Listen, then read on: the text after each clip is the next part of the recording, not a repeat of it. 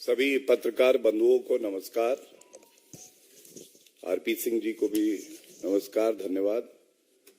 आज ये प्रेस वार्ता दो प्रमुख बिंदुओं पे करी जा रही है और आज सुबह से ही सबसे पहले खबर चल रही थी कि जो शराब घोटाले के किंगपिन हैं, सरगना हैं, उनका बायां हाथ आज घबरा के हिल रहा है, डर लग रहा है। बायां हाथ क्यों कहा? दाहिना हाथ जो था, जिसको कट्टर ईमानदार का सर्टिफिकेट शराब घोटाले के किंगपिन पापी आपके अरविंद केजरीवाल देते थे, वो तो 7.5 महीने से जेल में है। कहना गलत नहीं होगा, भ्रष्टाचार की 7.5 अरविंद केजरीवाल पर भी असर कर रही है। आज उनका दूसरा हाथ संजय सिंह, उनके यहां पे भी जांच एजेंसियों की रेड होती है और इस मंच से हम उठाना चाहेंगे। सबसे पहले इस पूरे शराब घोटाले में ये देश की जनता और दिल्ली की जनता जान चुकी है कि कोई सरगना है, किंगपिन है तो वो अरविंद केजरीवाल है। उन्हीं के इशारे पे ये शराब घोटाला दिल्ली में हुआ है। लेकिन 3 तथ्य चिंताजनक है, गंभीर है, ये भारत की जनता के समक्ष रखना आवश्यक है। सबसे पहला, एक्यूज दिनेश अरोड़ा, इन्होंने कबूला है दिल्ली के मुख्यमंत्री आवास पर एक बैठक होती है जो शराब कारोबारी हैं। तो सबसे पहला प्रश्न यह है कि मुख्यमंत्री आवास ना हो गया, घोटाले का अड्डा हो गया, वहां वसूली हो रही है, कमीशन तय हो रही है। और यह बात कोई और नहीं कहता है, जो एक्यूज्ड है दिनेश अरोड़ा, ये कबूलते हैं। दूसरी बात देखिए कितनी चिंताजनक है। अरविंद केजरीवाल के इशारे पर संजय सिंह कहते हैं कि 32 लाख रुपया पापी आप अराजक अपराध पार्टी के कोष में दो। अब एक सांसद वसूली करता है मुख्यमंत्री आवास पर बैठकर। इससे यह भी स्पष्ट हो जाता है कि 32 लाख की रिश्वत जो कि चेक से ली गई है, बाकी करोड़ों रुपया हो सकता है, जांच की परिधि में सामने आ चुका है, आगे भी आएगा, कैश ट्रांजैक्शन में करते हैं। लेकिन ये 32 लाख रुपए अरविंद केजरीवाल के कहने पे एक सांसद वसूली कर रहा है। ये चिंताजनक है। और इसलिए भी ये चिंताजनक है कि ये अपने आप को आम आदमी पार्टी बताते थे। आम आदमी लाल बत्ती तोड़ दे तो कार्रवाई हो जाती है। अब ये पापी इतने खास हो गए कि ये करोड़ों का शराब घोटाला करेंगे और उसके बाद कहेंगे कि हम पे कार्रवाई जो हो रही है ये राजनीतिक द्वेष के कारण हो रही है। आया था जनता का लाल बनकर, आया था जनता का लाल बनकर, रह गया शराब कारोबारियों का दलाल बनकर। जो व्यक्ति अपनी राजनीति की शुरुआत करता है ये कह के कि वीवीआईपी कल्चर नहीं होना चाहिए, भ्रष्टाचार को हम समाप्त करेंगे। और आज उस अरविंद केजरीवाल में इतनी हिम्मत नहीं है, और मैं चुनौती देता हूं इस मंच से, पहला, अरविंद केजरीवाल जी, अगर आप में हिम्मत है तो आप तुरंत प्रेस वार्ता करिए और कहिए कि ये 32 लाख रुपए जो दिनेश अरोड़ा एक एक्यूज कह रहा है कि आपको दिए गए हैं, ये नहीं लिए आपने। हो जाने दीजिए दूध का दूध और शराब का शराब, सच को आ जाने दीजिए सामने। हिम्मत है अरविंद केजरीवाल जी। और ये अरविंद केजरीवाल, इनको ये याद दिलाना भी आवश्यक है, 2015 में ही अरविंद केजरीवाल कहते थे मेरे किसी मंत्री के खिलाफ इतना सबूत होता तो हम उसका इस्तीफा ले लेते, जैसे तोमर और आसिम का लिया था। और भाजपा जेटली जी को बेशर्मी से बचा रही है और उसके बाद स्वर्गीय अरुण जेटली जी से माफी मांगते हैं, लेकिन इस्तीफा तुरंत लेने की बात करते हैं। अरविंद केजरीवाल जी, आपने जिसको कट्टर ईमानदार का प्रमाण पत्र दिया वो कट्टर बेईमान निकला, पूर्व उप मुख्यमंत्री जो कि उस वक्त शराब मंत्री भी था। तो मैंने एक चुनौती उठाई कि आप डिनाई करिए कि 32 लाख का ये जो चेक है ये रिश्वत है, ये आपने नहीं लिए। और दूसरा, मैं ये जानना चाहता हूं ऐसा क्यों है जिसको आप कहते हैं कट्टर ईमानदार, वो सर्वोच्च न्यायालय जाता है, उसको राहत नहीं मिलती है। दिल्ली उच्च न्यायालय ईडी के मामले में और सीबीआई के मामले में 2 मामले चल रहे हैं, बेल नहीं देती है।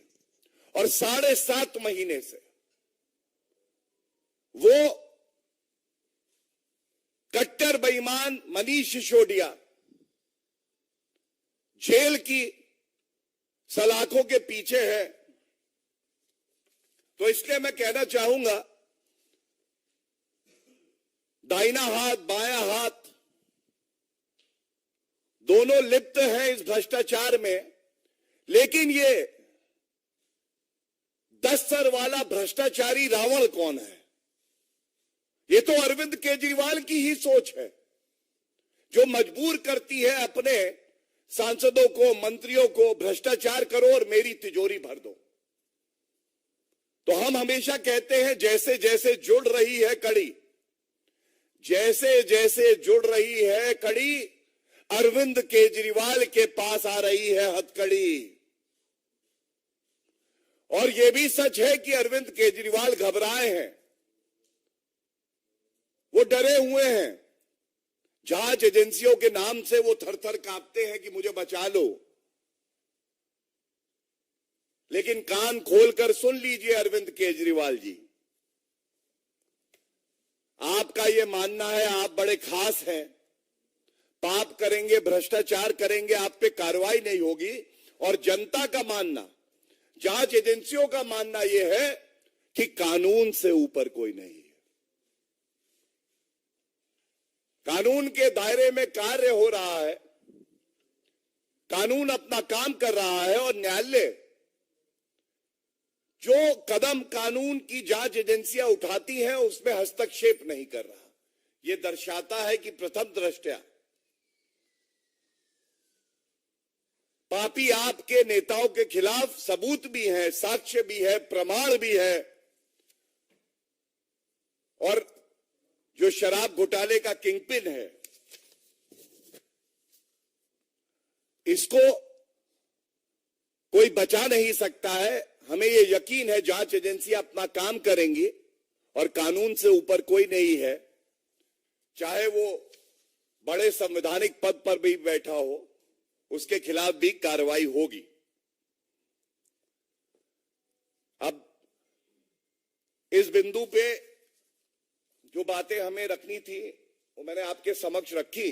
ये बड़े सवाल हैं, अरविंद केजरीवाल जी को चुनौती है वो प्रेस वार्ता करें, जो प्रश्न हमने उठाए हैं, जो तथ्य रखे हैं, उनका खंडन करें, और अगर खंडन नहीं करते हैं तो ये मान लिया जाएगा शराब घोटाले का किंगपिन कट्टर बेईमान अरविंद केजरीवाल ही है। धन्यवाद। दूसरी प्रेस वार्ता जो है, ये हमने देखा किस तरह से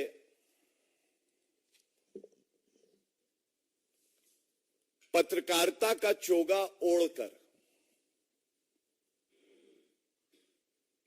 भारत विरोधी गतिविधियों में लिप्त, और वो भी ऐसे देश से आर्थिक सहायता ले रहे हैं जो परस्पर भारत का विरोध करता आया है, चीन से। न्यूज क्लिक अपने आप को एक पत्रकारिता से जुड़ी एजेंसी, वेबसाइट बताते हैं। उनके खिलाफ कार्रवाई हो रही है, और बड़ी जिम्मेदारी से यहां पे यह बताना आवश्यक है, गंभीर आरोप राष्ट्र सुरक्षा से जुड़े हुए जो आरोप है वो लगाए जा रहे हैं। ये पूछा जाना चाहिए कि क्या पत्रकारिता का मुखौटा पहनकर अंदर आपकी सूरत इतनी घिनौनी होगी कि वो देश के खिलाफ काम करेगी, और जब जांच एजेंसी अपना काम करेंगी तो आप कहेंगे कि ये पत्रकारिता करने से रोका जा रहा है। और दुख की बात तो ये है कि जब न्यूज क्लिक पे कार्रवाई होती है तो जो पत्रकार है, कुछ चीन से जो वित्त पोषित पत्रकार हैं और नेता हैं, उनको बड़ा दर्द होने लगता है। इसमें जो ईमानदार पत्रकारिता को बदनाम करते हैं ऐसे पत्रकार और घमंडिया के कुछ नेता निर्वस्त्र हुए हैं, उनका घिनौना चेहरा देश के सामने आया है। अगर सबूत हैं, अगर आरोप गंभीर हैं, तो क्यों नहीं जांच एजेंसी अपना काम करेंगे?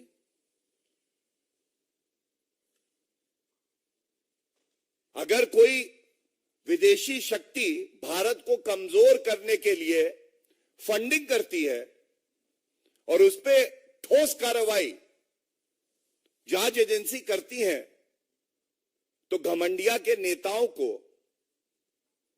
और जो घिनौने चेहरे वाले कुछ पत्रकार हैं, उनको क्यों दर्द होने लगता है?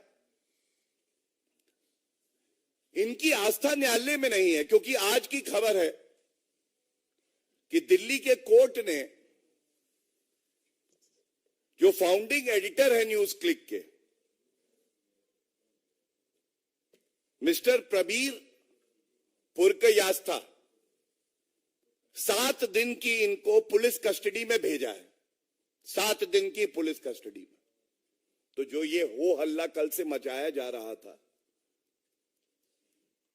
पत्रकारिता की बात करी जा रही थी, चौथा स्तंभ है, बिल्कुल है, लेकिन एक सच्चा ईमानदार भारतीय पत्रकार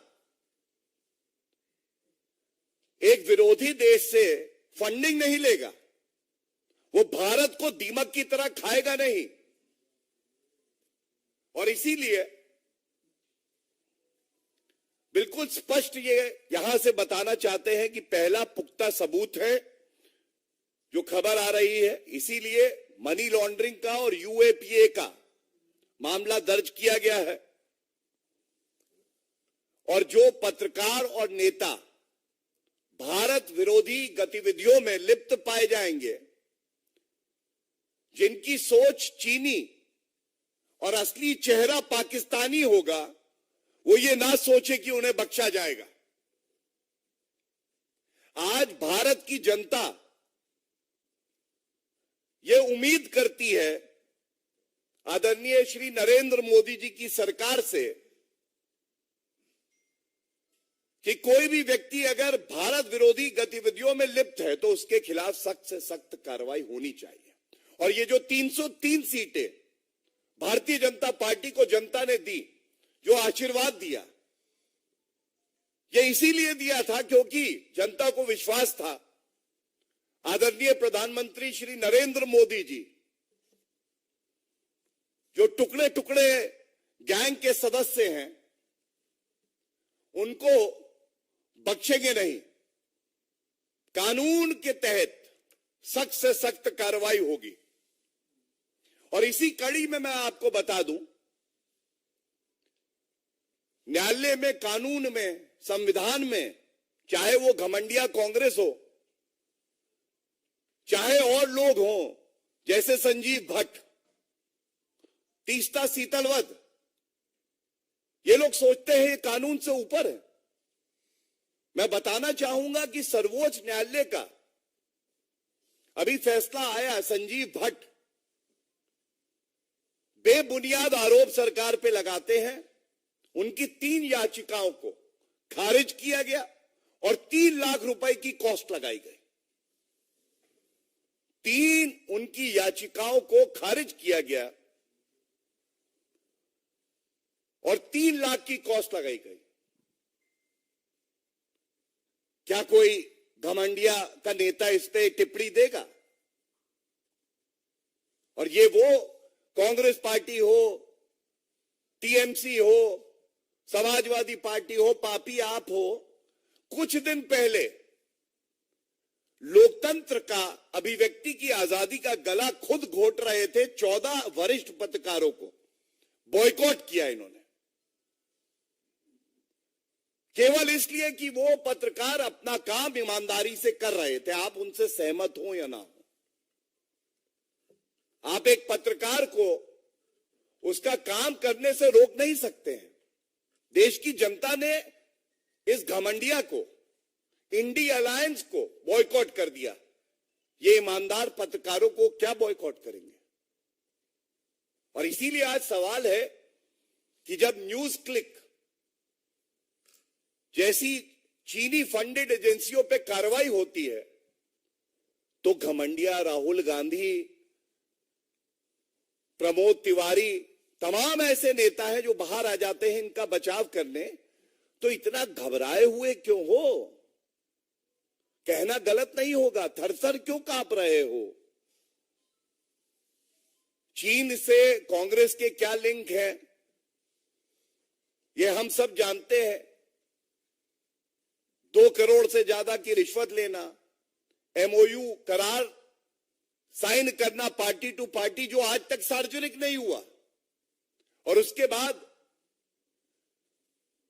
जब ईमानदार जांच एजेंसी अपना काम करती है तो आप दबाव बनाने का कार्य करते हैं। मैं इतना ही कहूंगा, कोई भी चीनी दलाल वो कानून से ऊपर नहीं है। कानून अपना कार्य कर रहा है। और यह सवाल देश की जनता पूछ रही है कि जब देश की जनता जांच एजेंसियों के साथ खड़ी है, प्रधानमंत्री नरेंद्र मोदी जी के साथ खड़ी है, तो क्या मजबूरी है राहुल गांधी की, ममता बनर्जी की, घमंडिया के जितने घटक दल हैं उनकी, कि वो ऐसी शक्तियों के साथ खड़े हैं जो भारत का भला नहीं चाहती। इन सब से निपटा जाएगा, कानून के तहत निपटा जाएगा और किसी को बख्शा नहीं जाएगा। ये बात बिल्कुल स्पष्ट इस मंच से हम लोग करना चाहते हैं। धन्यवाद। कोई प्रश्न किसी का? एक मिनट, पहले फर्स्ट प्रेस कॉन्फ्रेंस पे ले लेते हैं और उसके बाद सेकंड वाले। सही है। प्रज्ञा प्लीज।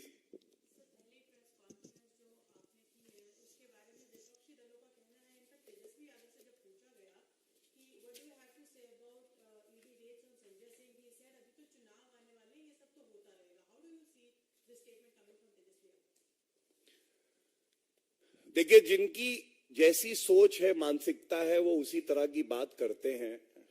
और ये कहना गलत नहीं होगा कि तेजस्वी यादव की पढ़ने लिखने की तो आदत भी नहीं है। जमीन दो नौकरी लो घोटाला परिवार ने ही किया है, यादव परिवार ने।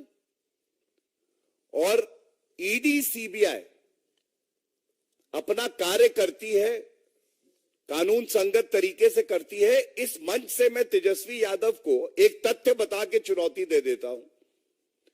एक खबर यह आ रही थी कि अभी जमीन दो नौकरी लो मामले में बेल दी है न्यायालय ने। अगर यह सत्य है तो फिर न्यायालय अपना काम कर रहे हैं, जांच एजेंसी अपना काम कर रही है। 7.5 महीने से मनीष सिसोदिया को दिल्ली उच्च न्यायालय ईडी और सीबीआई दोनों मामलों में बेल नहीं देता है, तो ये कहते हैं न्यायपालिका भी दबाव में है। तो ये विरोधाभास है। और दूसरी बात मैं इतना ही कहूंगा, भारतीय जनता पार्टी एनडीए की सरकार आदरणीय प्रधानमंत्री नरेंद्र मोदी जी के नेतृत्व में देश को मजबूत कर रही है। चुनाव आते जाते रहेंगे। भारत को आगे बढ़ना है, मजबूत होना है। और G20 सम्मेलन हो, चंद्रयान 3 सक्सेसफुल लॉन्चिंग हो।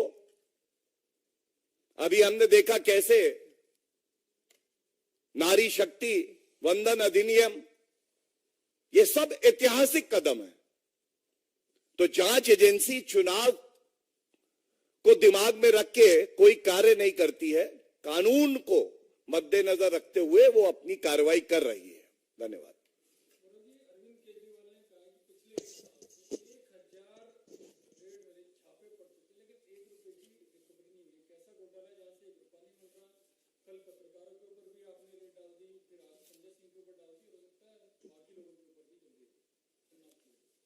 देखिए, आपका बहुत सम्मान करते हुए एक बात कहूंगा कि अगर भारत विरोधी गतिविधियों में जो लिप्त है उसे आप पत्रकार मानते हैं तो ये आपके लिए नुकसानदायक है और आपके लिए ये इंसल्ट है। मैं केवल अरविंद केजरीवाल जी को एक बात जरूर कहूंगा, मनीष सिसोदिया की बेल एप्लीकेशन जब दिल्ली हाईकोर्ट ने रिजेक्ट करी थी तो उसमें कुछ बातें प्रमुखता से कही थी। पहला, प्रथम दृष्टया यह स्पष्ट है कि किकबैक लिए गए। दूसरा, जो बेनिफिशियरीज थे, शराब के कारोबारी थे, वो लोग स्वयं पॉलिसी फ्रेमिंग में, मीटिंग्स में और मुख्यमंत्री के साथ भी उपस्थित थे। ये चिंताजनक है। इन्होंने जो साक्ष्य और प्रमाण है और मोबाइल फोन है उसको नष्ट करने का प्रयास किया। अरविंद केजरीवाल जी, ऐसा क्यों है? और जैसा मैंने बताया, ये दिल्ली हाईकोर्ट के फैसले में भी आया है। जब बेल रिजेक्ट करी, बिल्कुल स्पष्टता से उन्होंने कहा इलेक्शन के लिए फंड्स जुटाए जा रहे थे शराब नीति से। और यही 32 लाख का मुद्दा एक और एक्यूज ने आज बताया है। तो ये बात पूछी जाएगी। और अंत करूंगा ये कह के,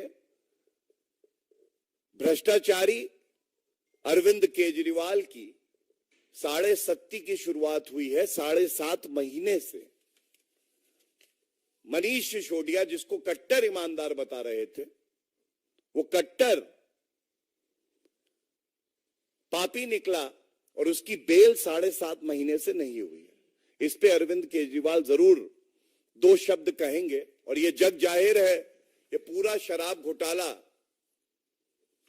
किसी ने अगर इसकी रचना करी, कोई किंग पिन है, कोई कट्टर बेईमान है, कट्टर पापी है, तो वो अरविंद केजरीवाल है।